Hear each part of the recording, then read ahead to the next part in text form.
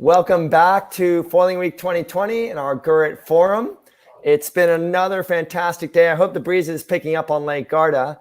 I have, as usual, my co-host Andrew Pindar and Bruno Gintoli from Lago de Garda. And for the last live session of today, we're going to talk, this is perfect timing for everything because we have talked about a wide range of hydrofoil applications. Today specifically, we talked from the smallest hydrofoil applications to super yacht luxury foil applications with many Frères. So now we're going to kind of fill in the gaps in between with a design collaboration called D3, a design group that has several designers, engineers, and architects that have kind of joined forces to tackle some pretty big problems, a lot of it on the hydrodynamical side of things. So let me introduce everyone. From the top of the screen is Dirk Kramers. He should be no stranger to the Foiling Week, along with Gonzalo Redondo. And then we have Luc duBois and, hold on, I don't have Tomas, your last name. Introduce Tomas yourself. Ruiz. Yeah, Tomas Ruiz. Awesome. Sorry, Tomas. Don't mean to give you short shrift. So like we do in all of our conversations, we reach out to our little peanut gallery, which is Bruno and Andrew. Andrew, we've been talking about some pretty specific things. Then we've been talking about some global issues with accessibility to the sport and, lesser expensive hydrofoils for the masses. In this case, we're talking to a design team that's been involved in almost all the products that we kind of talk about and that you're seeing on the lakes. And, all four of them are here together to work together on projects. What fascinates you about collaborations like these? Well, I had the privilege of seeing the prototype of the boats, I think the beginning of June last year. I came down to see Bertrand Favre at Nyon. I can't remember if any of you guys were around at that day when I called in. But it was fascinating for me to see the absolute use of technology to be able to create a yacht for a catamaran for a specific purpose. And so I was also fascinated to learn then about the way that a group of top flight designers were able to come together in a collaboration to be able to utilize their respective skill sets to be able to create something so specific that was wished for by the lake racers. A lot of them owner-driver types in Geneva. So I'm all ears to hear how this group work together to be able to create something so special. Well, it's basically a sign of the times. In these days, there's not a single office that can cover all the separate disciplines required to pull a project like this off. We need the hydrodynamics, we need the structural engineering, we need the control systems. All of that needs to come together, and we've all known each other through various other collaborations, and it all came together with a very motivated customer in the case of the TF35. Gonzalo? Yeah, that's true. We knew each other from different projects, and we don't have here from that group. We don't have Adam May, who's actually racing today in the ACAT Nationals, I think, in the UK.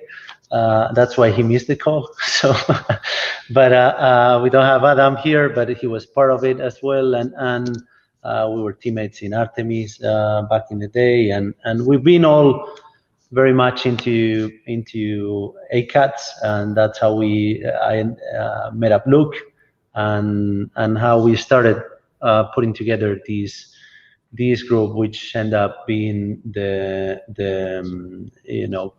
group we decided to have to face this TF35 project. And since then we've kept working together because I guess we like working with each other, and we find that, as Dirk was explaining, we have now a group that can fill up all the aspects of what a project like this one requires.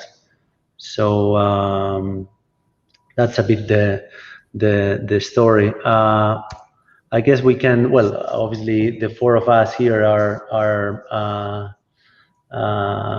Dirk, Luke, myself and Tomas. Tomas is the lead R&D engineer at D3. He's developing the VPP, and he's, let's say, in this call, he's the youngster, I guess. But and then what we will talk about is, well, you can see here some of the projects we've worked on, from America's Cup to water sports, foiling powerboats, and dinghies. So it's just a quick summary, but it sort of shows the wide range of foiling projects we try to get involved with. And we will be talking about the TF35 mostly, but then we will also bring up the A-class catamaran, water sports and foiling in general, and how the design process differs from these other high-end projects like the TF or America's Cup or this kind of racing. And we will also talk a bit about these, in particular, these foiling powerboats, and how they are not that different to what we see on the America's Cup or the TF35. So, starting with the TF, as you may know, the conception of this project was initially these Volvo Super 40, or let's say the Volvo tender for inshore races in Kramers. And we came up with this sort of design or concept, which we thought it was good for moving around the world, and it was some sort of folding platform, and it was meant to be used in the medium range of conditions. Then. And in that case, it was pre-performing, although with some compromises for assembly, easiness of assembly, and all these things. So then the D35 owners approached us, and we realized that it was, they needed a very specific boat to meet the specs or their vision. And maybe Dirk, you can explain a bit more about the process, and Luke can then extend a bit on the routings, routing analysis that we did from early stages to figure out how we would compete with a D35, which is a very, very efficient catamaran in the light wind range. So yeah, so when we were approached by the D35 owners on Lake Geneva, it's clear that Lake Geneva does not have a lot of wind. It can't be the same type of boat, and then plus also it's not a bunch of fully professional sailors that go to the gym every day and run simulators when they're not in the gym. So this is a different type of foiling customer that what you're used to in Cup and World and so on. So that became a whole new challenge for us. And so at first we thought, well, for not fully professional guys, maybe it should be sort of a self-stabilizing 4-pointer setup similar to the A-class. Maybe that's what it should be. The owners actually were quite keen to go more aggressive. So we ran a few different other foiling options, the classic L foil, the T foil, and so on. At the same time, there was a problem that the D35 is actually very well suited for Lake Geneva and is very quick in the super light conditions. So that, we can't be a lot slower than that. So Luke did a lot of analyses on what type of configuration is good for the lake. And on the right on the screen there, you see some routing exercises that we did for the different configurations. Luke, you want to talk about that? Yes, for sure. On Lake Geneva, there is plenty of different aspects, but mainly for light air. but there is always this bigger reality that there is this famous regatta called the Bordeaux, and all the owners are always very keen on winning that regatta. So you have a very difficult exercise here to make a boat that's, really a foiler sailing in 10 knots of wind in average, or this long distance regatta that could be held in 3 knots average cruising speed. And that's become very complex to find a suitable compromise and not compromising too much. So yeah, we went through a lot of fruiting exercise, taking a lot of worst case scenario, and there was different realities. And for sure, the Z foil concept, the 4-pointer, was something pretty suitable for covering the most range of wind conditions, but not fully embracing the foiling upwind in light air. So there was also this, the T-foil version. And, it took a lot of back and forth of discussion to finally, expose all the realities and finally pick up the T-foiler. But it is for sure going to be, I think, the most interesting. It is the most interesting solution at the end. But it's definitely opening some weak spots for a very, very light air boulder. So we'll see. Hopefully, we'll not be confronted to it too soon. But now we have a T-foiler, and we'll see what the future brings. Back then, one of the let's say biggest difference between these two configurations was that the 4-pointer was self-stabilizing, and the T-foil was unstable. So in we were in January, more or less January 2018. So we didn't quite have yet this flight control system developed. So it was a bit of a challenge to embrace, but the owners were very motivated about the challenge, and a development program was set up to get it done. And obviously, from a design perspective, facing a new concept, and not only a new concept, but a concept that involves other bits of engineering, was tricky, and we didn't. We put all we had with regards to the design tools. Here at D3, we have our own in-house CFD cluster, which is 2,000 cores, and that we use to model all the candidates and make sure we develop in the right direction, and trying to minimize the risks of facing reality later. And then all that is used to feed our own in-house VPP, which is also using all the power of the cluster to solve the balance of the boat.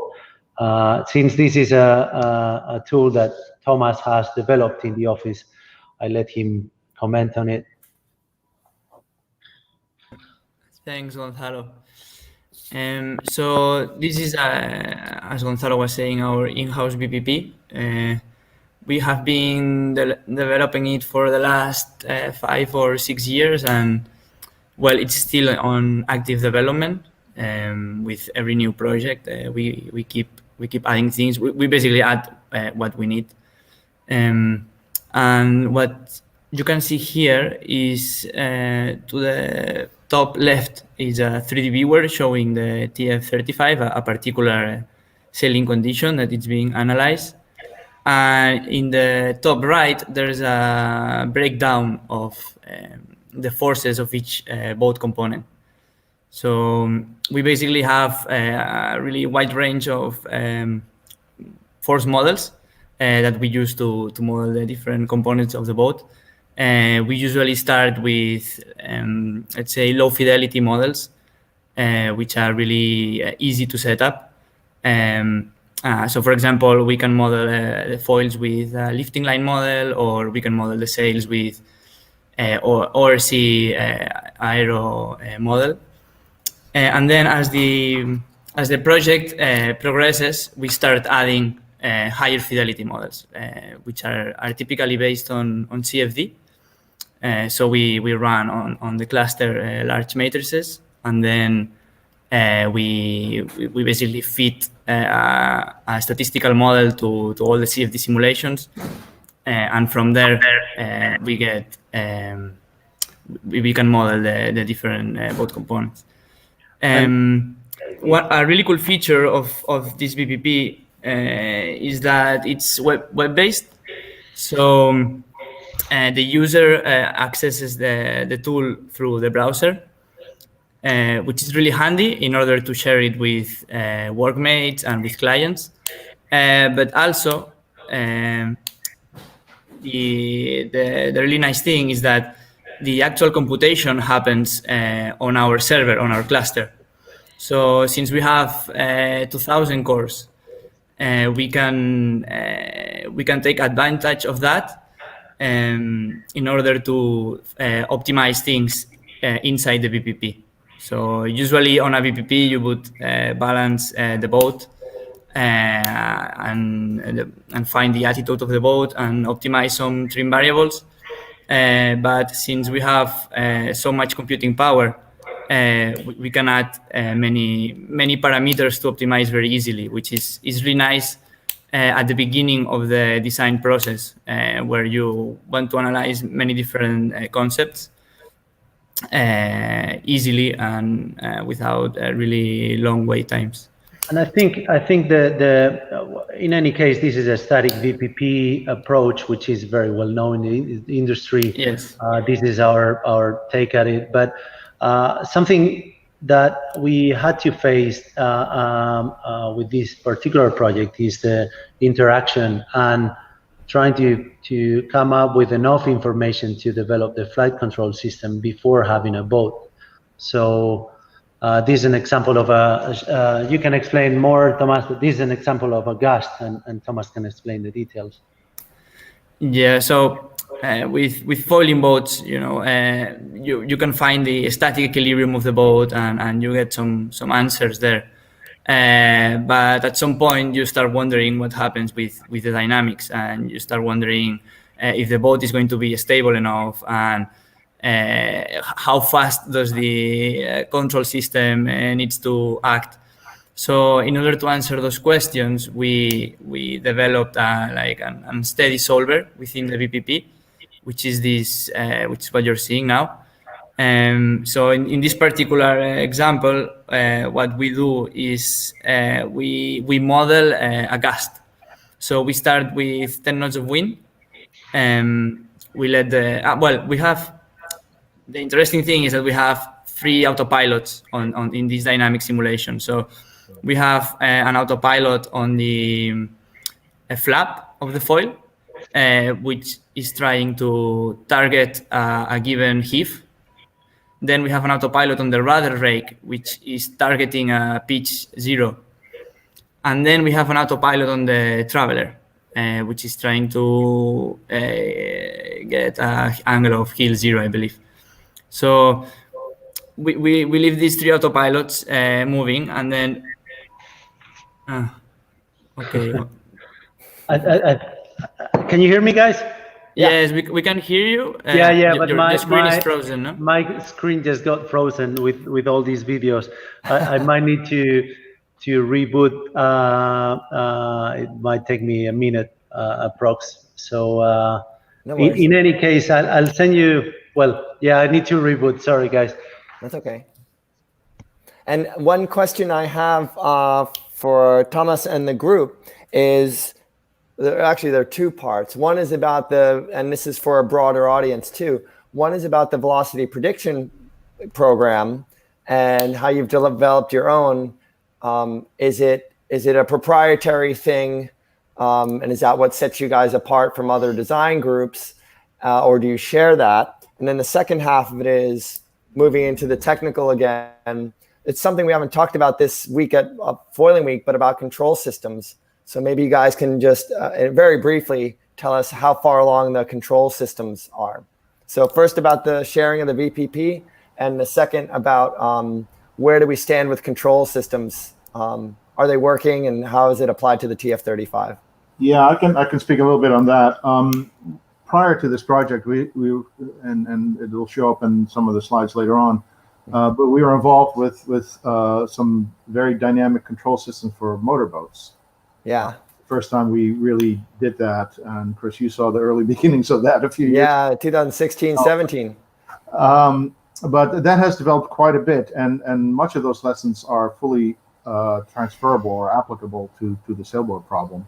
There are obviously different dynamic aspects to it, but the control systems are developing quite rapidly.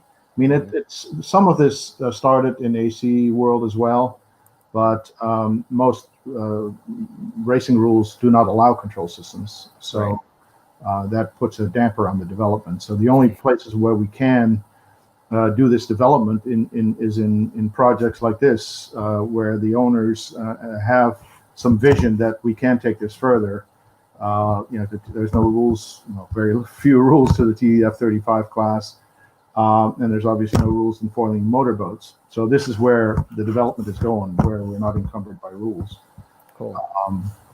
So that's quite exciting. And actually, we're not taking full advantage of this yet with the TF-35, but on the foiling motorboats, we can actually change the behavior of the boat with just a simple software update, effectively. We've done this, buzzing around Newport, flipping onto a mooring in Jamestown, downloading a new bit of software and trying it again.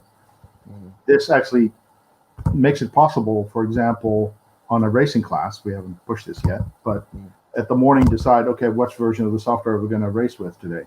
You might use one bit of software. If it's very light, you might use another version of the software. So this is things that can happen in the future. It seems to me that the velocity prediction programs are the link between what the control system can do and the design of the boat, right? Yes. Yeah. And Andrew, go ahead. I think Gonzalo's trying to share again. Okay, that's okay. Well, Anyway. we'll keep going. And just about the velocity prediction program, I'd asked that question. Maybe Tomas, you can answer it. It seems to me it's a proprietary thing. But is there a lot of collaboration in creating these programs with people outside of your office, or is it everyone's kind of in their own corner developing these programs, the software? So yeah, it's proprietary. The software we develop it at D3. Yeah. So yeah, this one we develop it ourselves, and but then obviously we get feedback from Luke or Dirk when they use it or they ask new things. For example, all these dynamic BPP. One of the reasons to develop it was to give some answers to Luke, because he has to design the systems. So to get him some data. So they obviously help us to develop it, even if we do all the coding. Let's say. Just to make sure, there are two aspects to the control system. One is the prediction and trying to predict how the control system needs to behave, and then there's the software that resides on the boat, which is what Luke has been dealing with. Okay. Gotcha. That does make sense. Yeah, that really has to put it together. Cool. And then, so go ahead. I can share again. I think I'm about to share again and see if it works. Prepare to share. Yeah. Let's hope it doesn't. Might be the let's see. Maybe we don't need to play the video. We can just discuss the plots very quickly, and that's it. I think I'll share the whole thing, the entire screen, and okay. And while we're going through that, Andrew, you're always good at giving us kind of the question about the real world applications, but do you see a lot of potential in talking about the development of these control systems, even though in racing rules, we don't, in the class like the TF-35, they have some more freedom in racing rules. We don't have that freedom. Where do you see the potential in these kind of discoveries? Yeah, I guess it depends on whether people are budget constrained or whether they're looking for the absolute.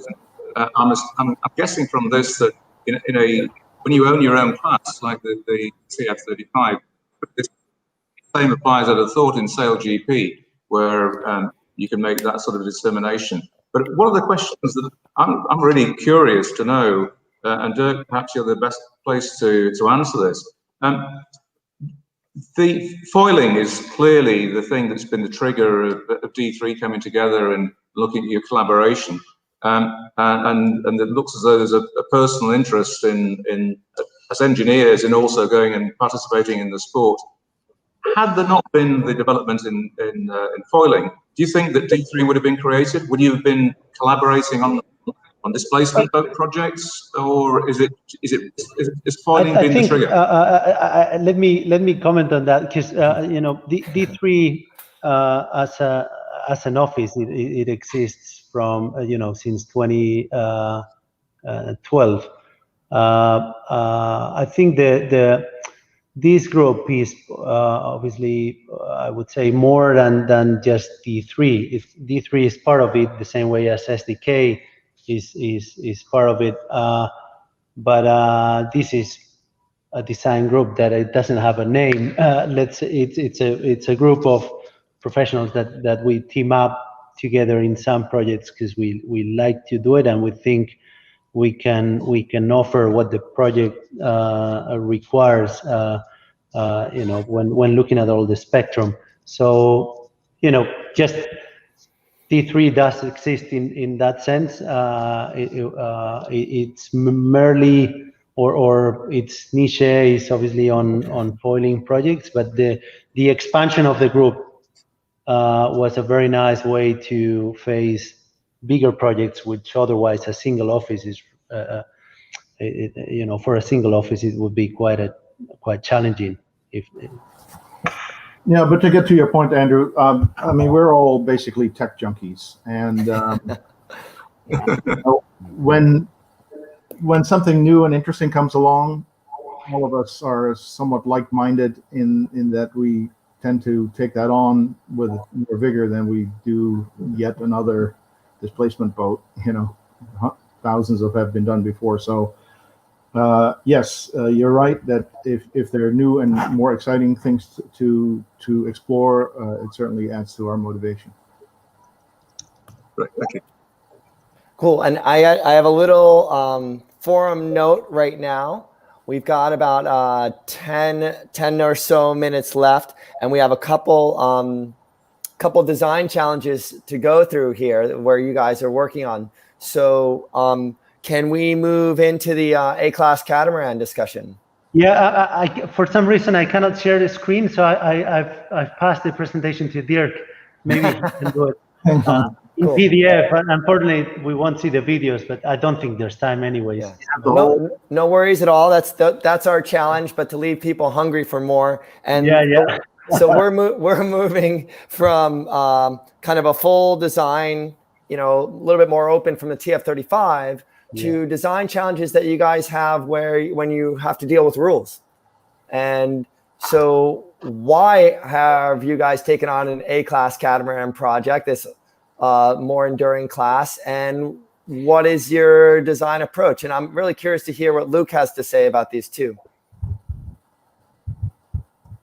Being an awesome one design sailor.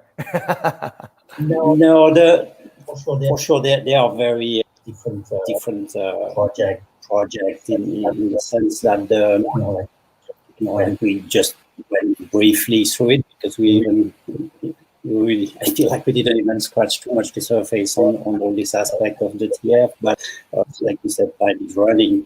So essentially, they are a little bit the same on the final ideas. Everybody wants to go foiling, everybody wants to have fun, and then according to the size of the project, there is different reality that can make it happen. And I think the very good thing about all these small boats is that you can evolve actually even very fast because there are a lot of people in playing around with them. There is things are small, things are not as expensive, even though they are ultimately. And for sure, since we are more on the ACAT aspect of things, or the small boats aspect of things at the moment, that's what makes them great. Is that pretty much all the new ideas are coming from this small boat, between the Moss, the ACAT, and other ones. That's where the loops can close so quickly. And there are so many people that it works very, very efficiently in a way, and it's very exciting that way, because we don't waste time on this. It doesn't take years; it takes just months to make something new. Awesome. And which A class are we talking about here? And let's start talking about that boat. What's the approach and what's new on it? The first one we designed it in 2016. Which is the Exploder AD3. Well, actually, it was not the first one. I did play around a little bit with ACATs before, and everybody. Dirk has been involved with the class as well. Maybe Dirk, can you show the PDF? And from 2016 till 2020, we had a very nice platform that allowed us to develop and explore very radical options, sometimes moving the beams and so on. And then this year, well, actually since last year, we thought it was time for a refinement, and we mainly focused on windage because we were already upwind foiling, and that's how we came up with Exploder, the yard with this boat. And maybe if you go to the next slide, Dirk, we try to get the most out of the rule, which is the current rule says that you cannot get out of the max beam with the foils, which is 2.3 meters, nor inside a width that it's 1.5. So the tips of those two foils need to be more than 1.5 meters apart. So, and on top of that, you have to do that, next slide there, while you enter the board in the case, which is very tricky to do. So you come up with these very exotic shapes, which are mainly rule driven. Right. They have to come in from the top, correct? They have to come in from the top, but while they come in, they cannot get out of these 2.3 and 1.5 rules. So that's why you end up with those radiuses on top. And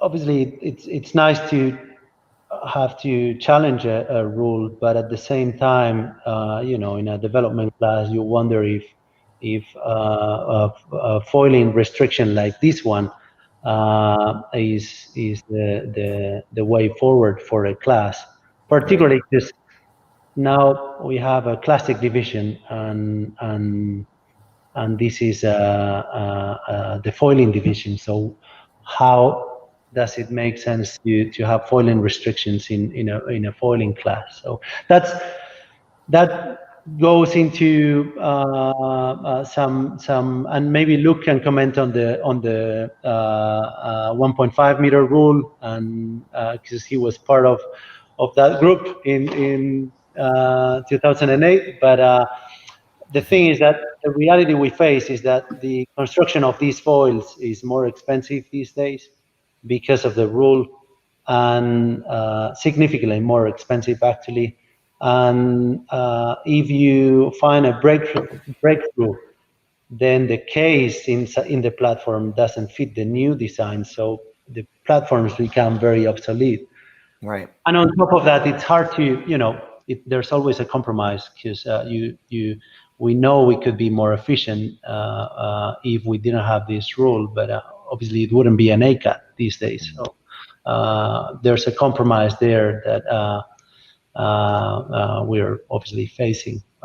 Having said that, it's a very nice boat, and we all love the class. And because we love the class, we are raising this topic again. But Luke, explain maybe the logic behind the 1.5 meter. Yeah, at the time, foiling was at the beginning, essentially the most were starting and getting there, and there was basically the class members decided that they didn't want to go foiling, and we, as I was part of the technical commission, that had to come up with a rule to make sure that this board would not take off. And obviously we failed pretty badly. And essentially the reason why we failed was we underestimated, or at least I did, underestimate the contribution of the windward foil. We based all our studies based on the fact that the boat, if it was going to foil, was foil on 3 points. And so we missed the point that a windward foil we consider it mainly that it will lift the windward hull, lose the riding moment, prevent the boat speed to build, and etc. But actually, it was not as bad as that. And we had some very basic tool. It was more kind of the members of the committee were just put their collective knowledge at the moment and just try to come with the best answer. And so this windward foil was considered as something that will not contribute much, and that's where we went wrong. I think at least that's my interpretation of what happened. Yeah. And now for sure I go completely Gonzalo's way. It's probably time to rethink a little bit about all the purpose of this rule and the implication it has. Is it really constructive? Is it, I think it's probably we're more than 10 years after, and we know where we are now, and there is, as usual, we need to revisit a little bit the ACAT being still a development class. So that's, I think. And an interesting anecdote actually is that all this foiling with A classes and these big catamarans started during the dog match in whenever that was, 2008 or 9 or something like that, where we were playing around for the America's Cup, Deed of Gift. We're on the same team, and we were playing around with kites and foiling A classes and modifying Lake Geneva boats to put on foils. But at the time, we had no idea how to control them, and that's been probably the biggest change. We could get up on the foil, but it would be an immediate crash. So now we figured out how to control them, or somewhat control them, and we'll move on. Now we have to move on ourselves, and I'm apologizing. We have with a group like this that are so techy and so smart that we can't possibly cover all the ranges of the things you're doing. I love talking about the velocity prediction program and how that connects to control systems and the design. You guys are really broad, and even checking out this in terms of everything you consider. I forget who it was. I think it was Mark Somerville from Persico was talking to us about trim tabs on the old IACC boats, and what they didn't realize how much a trim tab would twist from the actuator at the top to the bottom of the foil. And how much they learned from that experiment. So we can learn a lot here. But what I want to do, and what we do at Foiling Week, is we look at all the awesome brains and people that we have in front of us, and we want to use that to see what they think about the future, what you dream about, what project that is unfunded or idea that's unimagined by anyone else that you want to try. That hydrofoils open up your mind a little bit. We have one question from Bruno and Andrew, and then I'll move into that question. Oh, Bruno's muted. Hold on. You there, Bruno? Sorry. Go for it. Oh, yeah, there we go. Sorry for that. So I'll keep, I'll do only one question. I have too many. You do too many pretty cool projects from A class to actually wind foiling, kite foiling. So I would like to know more or less how many VPP iterations you do on your say soft model before going to CFD, and after that, if you do many other iterations on CFD, or you go back to the VPP. So we do as many as time allows.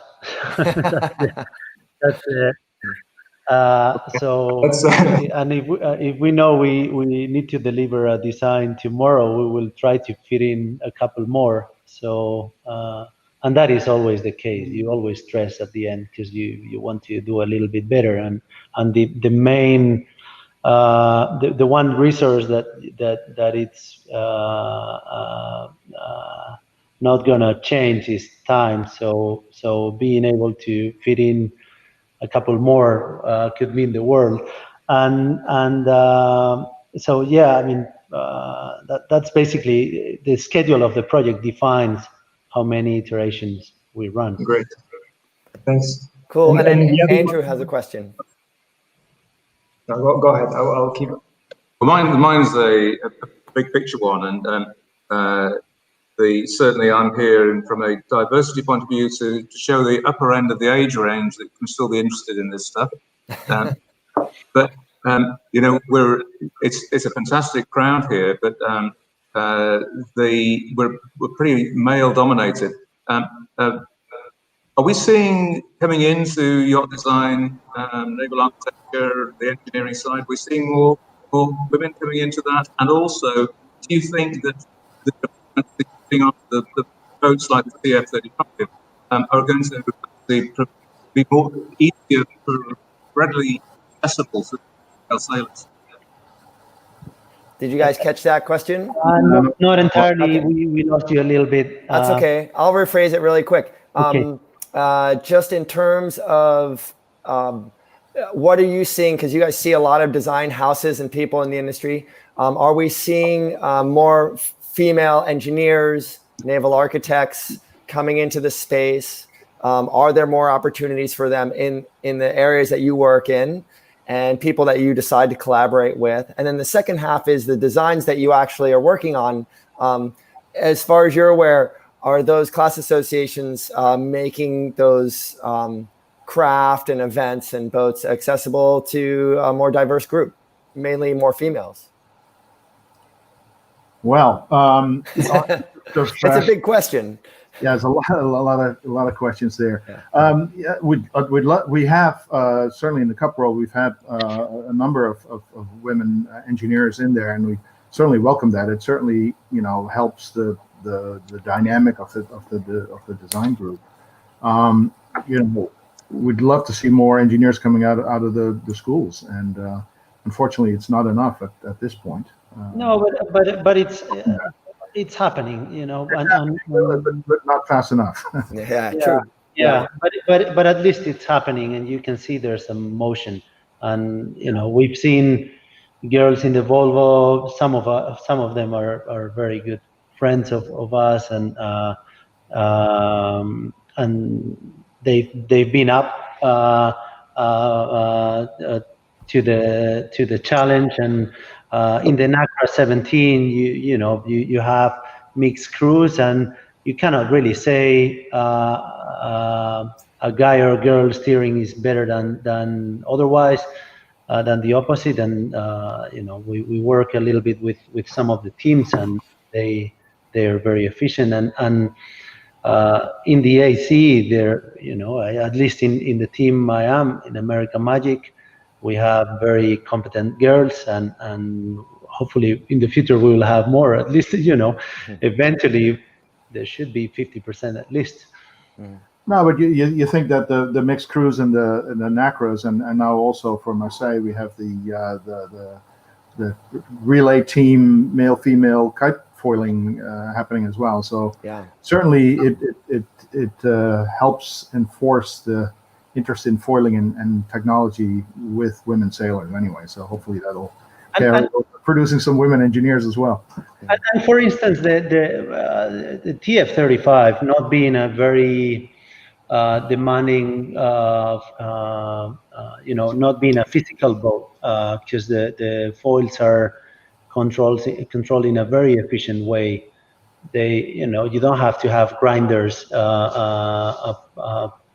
pumping there some energy, so it sort of helps the fact that we could eventually have more girls in the sport. But we have to, as an industry, try to bring those opportunities. Right, and that moves into the class associations and the culture of those communities, how they decide to open up opportunities and reach out to people.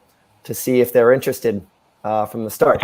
Yeah, Now, but yeah, you have to. If you look at it broadly, though, you must say that we're all very focused on the Cup and the TF35 and the A class and the Moth and so on. But I would say that is a tiny fraction of all the foils that are being sold worldwide right now. I'd say the biggest share of foiling is happening now in paddle boarding, in surf foiling, in wing foiling, and so on. And I think we, as a sort of the performance junkies, should take some note of that, and that it's not, you know, the guy that can go up with the 30 knots that brings foiling to the masses. Cool. That's an excellent point. All right, here we go. I warned you about the question I was going to ask.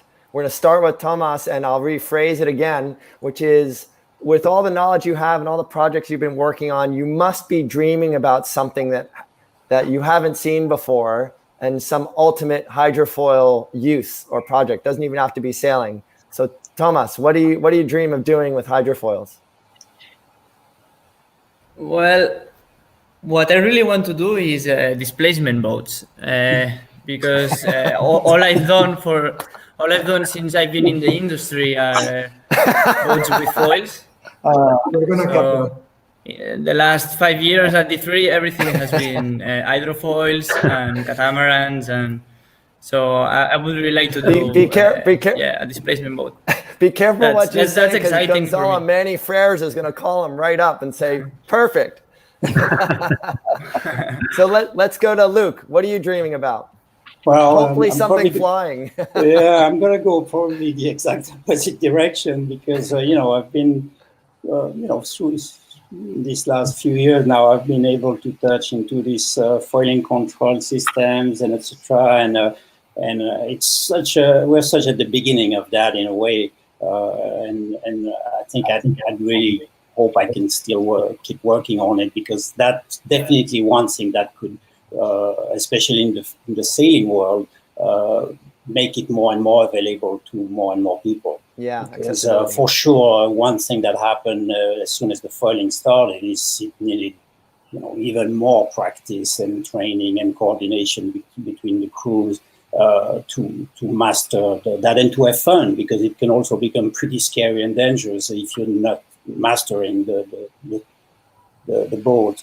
And I think, in these last 2 or 3 years now, the opening this world of foiling control through all the progress of the electronic, that could, actually bring it to a much wider range of people, with, time being an issue for a lot of people. So you can't spend your days on the water to get better. You want to have kind of, not an instant reward, but be able to enjoy your free time as much as possible. And for me, these foiling systems, linked to the cost of the electronics becoming, lower and lower, is definitely an avenue that I'd love to keep exploring. Awesome. And Gonzalo, what's your foiling dream? I mean, there are a few, I guess, but I guess we haven't seen yet superjets foil. So that's something. Superjets, explain to me. Like, boats with over 100 feet.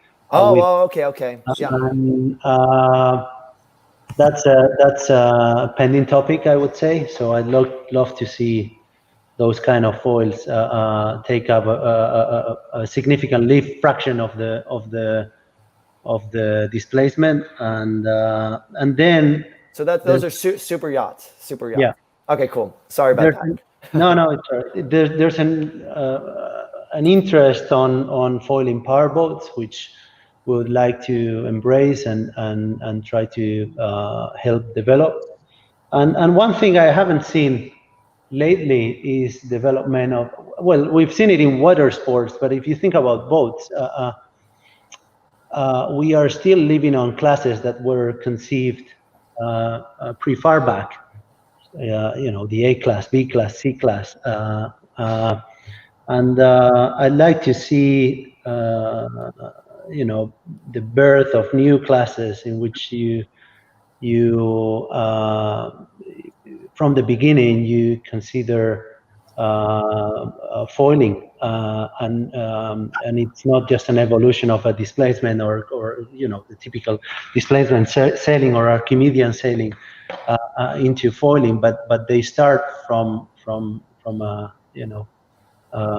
or taking foiling as their main aspect, and that's something I love to see, because again, the Moth is a pretty old class, the ACAT is a pretty old class. Yeah. Can we be creative to come up with something new? I'd love to see that. And now to Dirk, last but certainly not least. And I remember when we were in Newport, and you said, "What about resistance foils?" and I tell people about resistance foils pulling down with someone flying in the air and a kite in the air, and they're like, "That's nuts." So is that still on your list of dream foiling projects? And that goes along with one of my other dreams is a Jules Verne event. The Jules Verne event right now. Why are you laughing, Luke? I'm not talking to Luke about this one. I've heard this one, so yes, it better hurry up, because I heard about it 10 years ago, so we better make it happen. But anyway, so my vision for the Jules Verne event is, currently the Jules Verne boats, they run engines the whole time. You go around. It's slowly changing, but it's happening. But imagine an event where you have to cross the starting line with zero stored energy. But once you cross the starting line, you can start harvesting energy. Right. And that opens, and then basically there are no rules. You can harvest all no rules. And what kind of boat would evolve out of that? Well, first of all, we would start learning about control systems. We would learn how to harvest energy, which is something that I think especially the super yacht world is starting to think about, or even the IMOCAs. We start. How do you get energy out of the water or the wind to go there? And my concept for doing something like that is a traction foil vessel, or foil underwater, a kite or airplane or something, pulling the air. There's a human in there somewhere in between. The beauty of that is that you do not have to deal with the waves, which is most of our problems are dealing with the interface. Right. And if you think about it, the whole sailing as a concept is just an ancient way of extracting energy out of nature. Right. And technology has moved on a bit. But sailing is so steeped in old traditions about you cannot store energy, you cannot do this, you cannot do that. But I'd like to see the sailing world move on a bit with current technologies. We should talk to Bill Gates about that Jules Verne idea and convince he and Melinda Gates that'll bring out technologies into really helpful places. Yeah, we got a few other problems to solve first. So. That's true. Great, everyone. Well, hey, I'm going to leave the last word a little bit up to Andrew and Bruno. But thank you all from D3 and from all of your prospective offices. Since you are in a bunch of different spaces, please like and share if you can, or if you know how to, from our YouTube and our Facebook pages. And Bruno, Andrew, got anything else? Well, we've just been thinking here about what you guys are doing, and you might call yourself E3. I think we're going to call you the co-op. The what? The co-op. The co-op, okay. Well, it's to see people pulling together great ideas, imagination, thinking, passion, skill, technology. You are cooperating in a way that is going to advance the marine science. So thank you very much for me, and I think for anybody else who gets to watch this, a really fascinating, what's been best part of an hour. Thank you. Thank you very much. All right. Thank you. Thanks, everyone. We'll keep looking for your projects. Yes. Thank you for paying attention to Foiling Week this week. Tomorrow morning, we have, I think, one of our last panel discussions. I'm sure this group knows them. It's going to be Guillaume Verdier and Juan Kay and Antoine Marmot, all talking about the latest advances in the future of the IMOCA class, the 60-footers for the Vendée Globe and the Ocean Race. So that's where kind of a genesis of a lot of these ideas come into. We're all talking about that class. That'll be tomorrow morning, 10 a.m. at Lago de Garda at 4 a.m. for Dirk and I to watch and be a part of. And we want to thank everyone at Foiling Week for paying attention this week. You don't want to miss tomorrow mornings, and pay attention to our Facebook and YouTube pages and share and like everything we do because it's so much fun. Thank you so much, everyone. Thank you. Thank you, Enjoy guys. the rest of your days. Bye. Thank you.